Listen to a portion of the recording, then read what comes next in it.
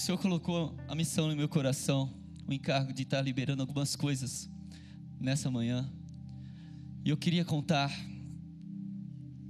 com a graça do Senhor na tua vida, para que isso venha entrar de uma forma profunda dentro de nós. Eu tenho o entendimento e o temor necessário de poder saber que a palavra de Deus não se trata de uma escrita, mas de uma pessoa, e que Deus se auto-revela. Então eu oro para que isso aconteça dentro de nós nessa manhã, amém? Amém? Eu sei que já está acontecendo, mas eu tenho uma insatisfação que é intrínseca. Eu não consigo me libertar dela.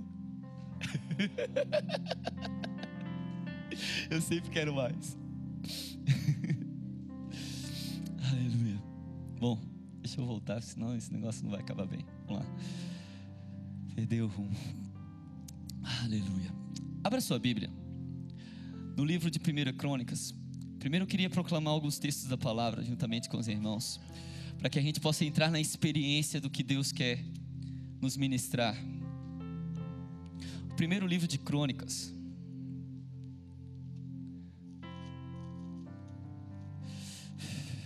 capítulo 12.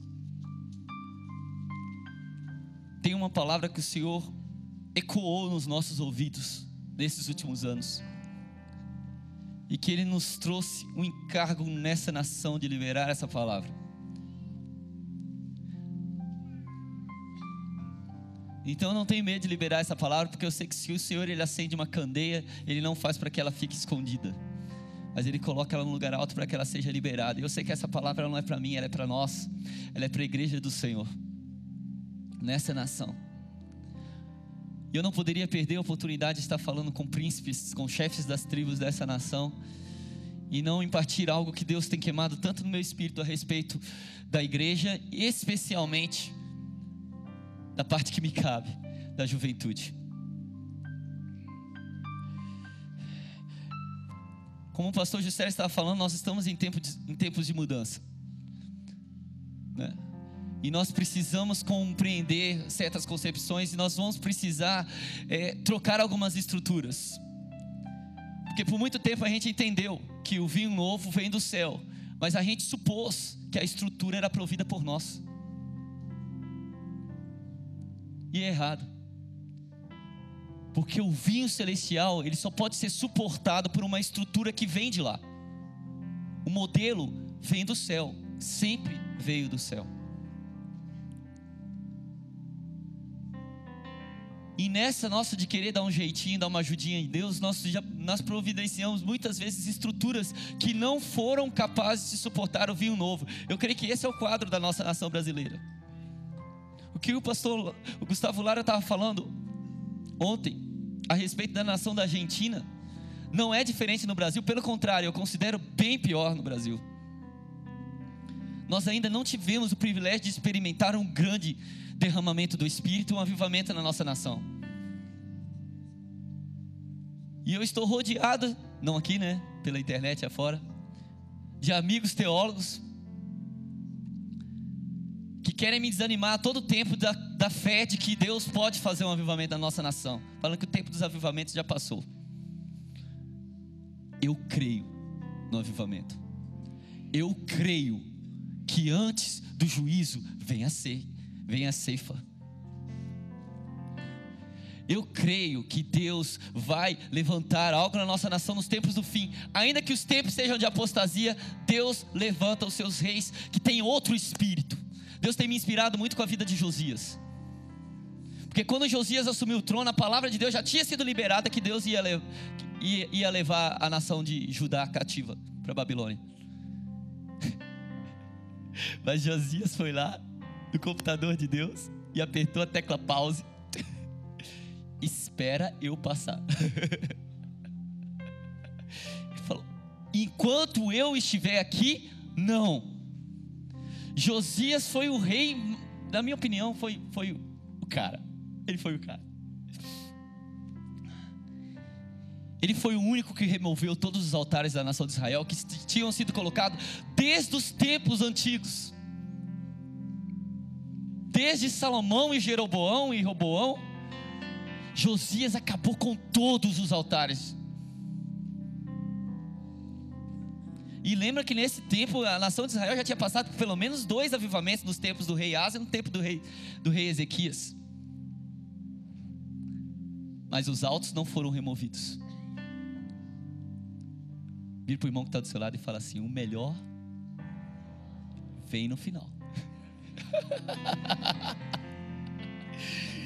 Como eu não vou crer que a última geração da igreja nessa terra vai ser gloriosa? Como que eu posso crer em outra teologia que diz o contrário disso? Eu creio que a última geração da igreja nessa terra vai ser a mais gloriosa de todas, como nos dias de Josias. Ainda que serão poucos, não serão 100% do planeta. Ainda que as trevas cubram as nações, sobre ti nasce resplandecente a glória do Senhor. É o que a palavra de Deus diz. Eu creio. E eu não me conformo em o Brasil não experimentar algo assim. Eu tenho certeza que Deus tem algo assim para o Brasil, e que o tempo é chegado. Há décadas nós ouvimos isso na nossa nação. Deus já levantou homens de Deus de muitas nações para poder profetizar isso para o Brasil. Tem pelo menos uns 20, 30 anos que se fala que o Brasil vai ser o grande celeiro de missões, que o Brasil vai ser isso, o Brasil vai ser aquilo. Mas até hoje o Brasil tarda em se posicionar.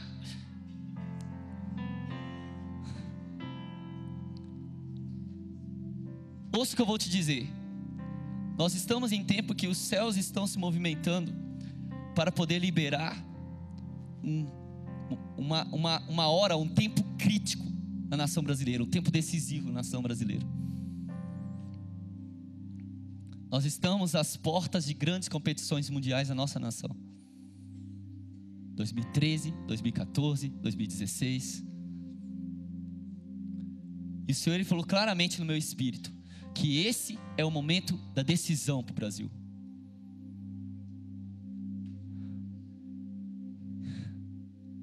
Nós não teremos outra chance como essa.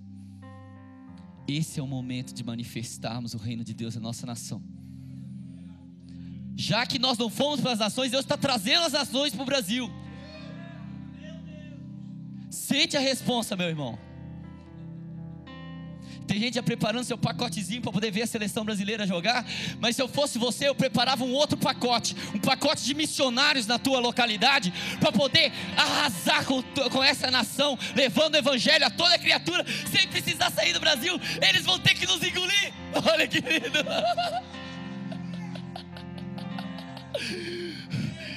Quantos muçulmanos vão estar na nossa nação, onde missionários dão a vida todos os dias, porque não podem pregar nas praças? Aqui eles vão ter que ouvir a gente na praça, no shopping, nos estádios. Eles vão ter que ouvir a gente. Então vai, meu irmão, que ainda dá tempo. Ainda é 2012, o mundo não acaba esse ano. 2013 tem Copa das Confederações. Te prepara, igreja brasileira. Te prepara, a hora é chegada. Não vai ter outro tempo, o tempo é agora.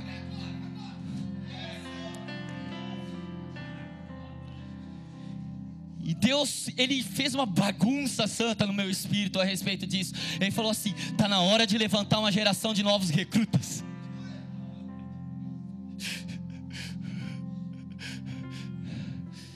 Novos soldados. Nós precisamos gerar jovens que se entendem como soldados nessa nação. O tempo de vivermos dando comida boa, né? Comida saudável para os adultos e porcariada para as crianças, acabou. O tempo de ficarmos enchendo as nossas igrejas de jovens na base do entretenimento, acabou. Nós precisamos tratar os nossos jovens como eles são.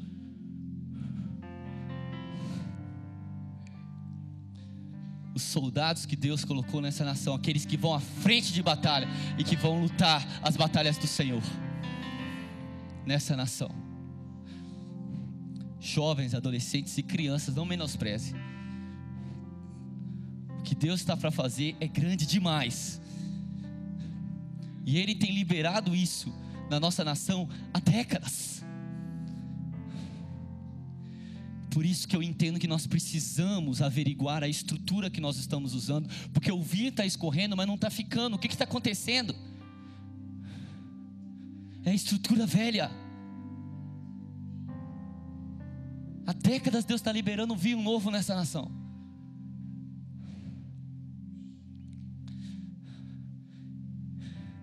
E nós precisamos tão desesperadamente do sobrenatural. Nós temos saído das ruas para falar do amor de Deus. E eu volto para casa muito frustrado. Eu falo assim, meu Deus, eu amo sair anunciando o evangelho para as pessoas lá na rua. Mas Deus, estou cansado de lutar de faca.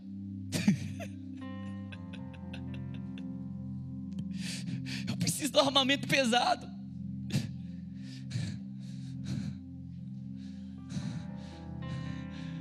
E para isso a igreja precisa se posicionar como um todo. Nós precisamos nos posicionar para que Deus libere tudo o que está contido dentro da igreja desde a eternidade, o que está dentro de nós, para que isso exploda em todas as nossas ações e sobrenatural apareça, porque ele existe, só que ele está invisível. E nós precisamos de Shekinah, a manifestação visível da glória invisível. Nós precisamos disso.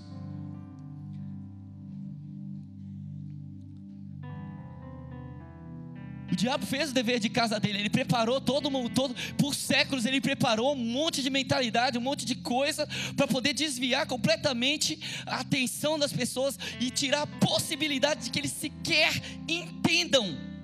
Porque é o primeiro passo, né? A parábola do semeador. O primeiro passo é entender. Então ele foi lá na raiz. Ele eliminou qualquer chance de que essa juventude, que esses adolescentes, que as crianças dos dias de hoje sequer entendam a nossa pregação. Ele fez isso nas escolas, ele fez isso nas universidades, ele está fazendo isso nas creches, ele fez isso nos desenhos aos filmes, na televisão, na internet. Não dá para ficar brigando de faca.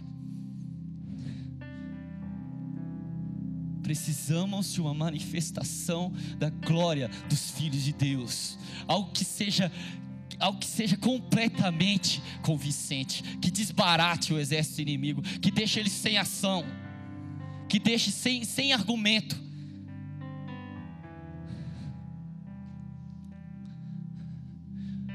E é nossa função, como chefes das tribos que somos, como príncipes que somos, como líderes que somos, é nossa função ter primeiro essa mudança de mentalidade em nós, para então liberarmos isso para a juventude que está chegando.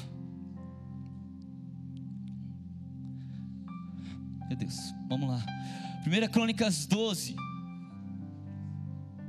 Sei que você conhece bem. É o texto que fala sobre o exército de Davi. Ele já vinha falando no capítulo 11, e no capítulo 12 ele começa a fazer todos os detalhes. Então o capítulo 12 ele é um capítulo fora de ordem cronológica dentro do livro. É quando ele meio que abre, o cronista abre um parênteses para poder explicar a respeito dos soldados, dos guerreiros que faziam parte do exército de Davi. E ele começa falando sobre aqueles que se aproximaram de Davi logo lá em Ziclague, quando ele estava refugiado no meio dos filisteus. E ele fala sobre alguns dos filhos de Benjamim que se aproximaram lá. Tinham versículo 2, né? Tinham por arma o arco, usavam tanto a mão direita como a esquerda para arremessar com fundas e atirar flechas com o arco. E assim ele vai fazendo toda uma listagem. Quando chega no versículo 8 ele diz: dos gaditas passaram-se para Davi a fortaleza no deserto, homens valentes, homens de guerra para pelejar, armados de escudo e lança. Seus rostos eram como rostos de leões, e eram eles ligeiros como gazelas sobre os montes. Ele fala a respeito daqueles que se aproximaram de Davi ainda na fortaleza do deserto. De acordo com os arqueólogos, eles imaginam que seja caverna de Adulão, que era o único lugar dentre aqueles que Davi se escondeu que era considerado uma fortaleza.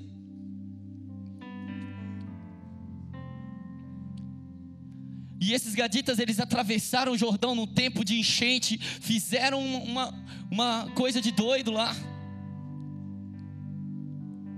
A Bíblia fala que o menor deles valia por 100, o maior valia por 1000, e eles se aproximaram de Davi e se uniram ao exército, enquanto Saul ainda era rei.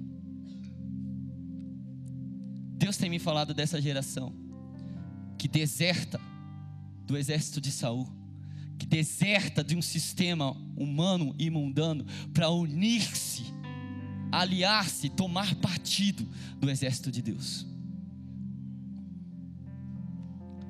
Ele tem bradado em meu espírito: é tempo de tomar partido, é tempo de você se definir, de se posicionar.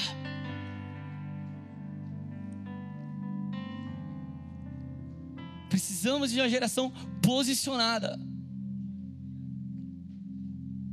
que entende debaixo de que governo ele está aliado, aonde ele está posicionado.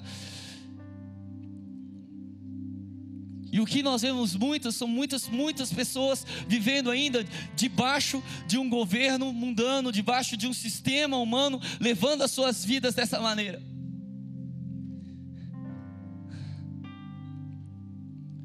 Mas Deus está formando o seu exército. Se você for ver lá no final desse texto, lá no versículo 22, você vai ver escrito assim: porque naquele tempo, dia após dia, vinham a Davi para ajudar, até que se fez um grande exército como exército de Deus.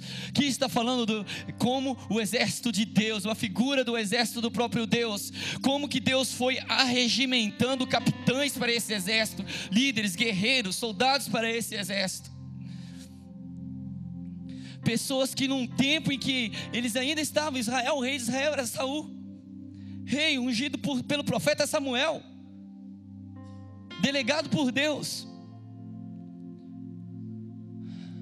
mas o rei escolhido pela vontade humana, que não queria se submeter ao governo de Deus como rei.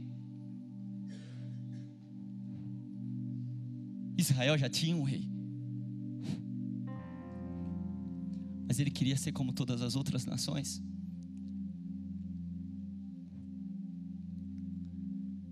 Há uma linha muito fina entre reino de Deus e reino dos homens. E nós precisamos nos posicionar ao lado de Jesus. Nós precisamos nos posicionar junto à tribo de Jesus. Nós precisamos nos desligar, nos desconectar e nos ligar à tribo do leão de Judá. Olha o que está escrito em Joel 2.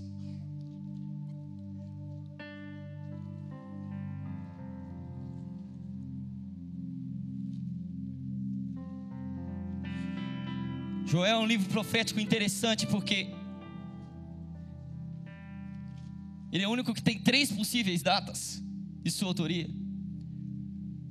A mensagem dele se aplica a vários momentos da história, e as pessoas simplesmente não conseguem, nem os mais profundos estudiosos conseguem localizar quando esse Joel viveu e quando ele escreveu o que escreveu.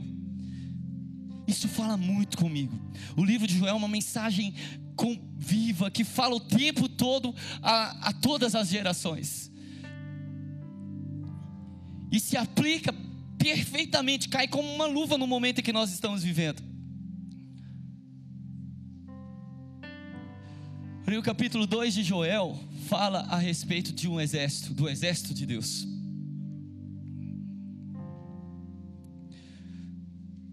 Diz: tocai a trombeta em Sião, e dai voz de rebate no meu santo monte. Perturbem-se todos os moradores da terra, porque o dia do Senhor vem, já está próximo. Dia de escuridão e densas trevas, dia de nuvens e negridão. Como a alva por sobre os montes, assim se difunde um povo grande e poderoso, qual desde o tempo antigo nunca houve, nem depois dele haverá, pelos anos adiante, de geração em geração. À frente dele vai fogo devorador, atrás chamas que abrasa. Diante dele a terra é como o jardim do Éden, mas atrás dele um deserto assolado, nada lhe escapa. A sua aparência é como a de cavalos, e como cavaleiros assim correm, estrondeando como carros vêm, saltando pelo cimo dos montes, crepitando como chamas de fogo que devoram o restolho, como um povo poderoso posto em ordem de combate. Diante deles tremem os povos, todos os rostos empalidecem, correm como valentes, como homens de guerra sobem muros, e cada um vai no seu caminho e não se desvia da sua fileira, não empurram uns aos outros, cada um segue o seu rumo, arremetem-se contra lanças e não se detêm no seu caminho, assaltam a cidade, correm pelos muros, sobem as casas, pelas janelas entram como ladrão, diante deles treme a terra e os céus se abalam, o sol e a lua se escurecem e as estrelas retiram o seu resplendor. O Senhor levanta a voz diante do seu exército, porque muitíssimo grande é o seu arraial, porque é poderoso quem executa suas ordens. Sim, grande é o dia do Senhor e muito terrível, quem o poderá suportar? Nós sabemos que essa palavra fala a respeito do dia do Senhor, o dia do Senhor.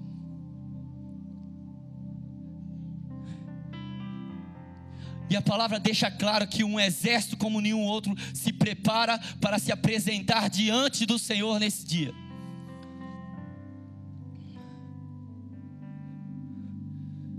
Nós precisamos ter consciência de que a noiva que sobe do deserto, a noiva gloriosa que João viu lá no Apocalipse, de vestes de linho fino, resplandecente e puro, ela é comparada no livro de Cantares como um exército com bandeiras.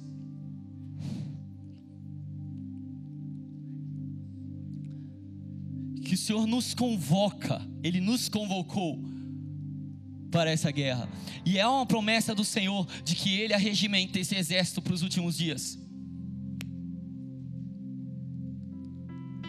Eu quero continuar proclamando esse texto, porque eu sei que há muito que o Senhor pode ir liberando no teu espírito enquanto eu estou lendo. Ainda assim, agora mesmo diz o Senhor: convertei-vos a mim de todo o vosso coração, isso com jejuns, com choro e com pranto. Rasgai o vosso coração e não as vossas vestes, convertei-vos ao Senhor vosso Deus, porque Ele é misericordioso e compassivo e tardio em irar-se, grande em benignidade, e se arrepende do mal. Quem sabe se não voltará e se arrependerá e deixará após si uma bênção, uma oferta de manjares e libação para o Senhor vosso Deus? Tocai a trombeta em Sião, promulgai um santo jejum, proclamai uma assembleia solene, congregai o povo, santificai a congregação, ajuntai os anciãos, reuni os filhinhos e os que mamam, sai o noivo da sua recâmara e a noiva do seu aposento. Chorem os sacerdotes, ministros do Senhor entre o pórtico e o altar, e orem. Poupa o teu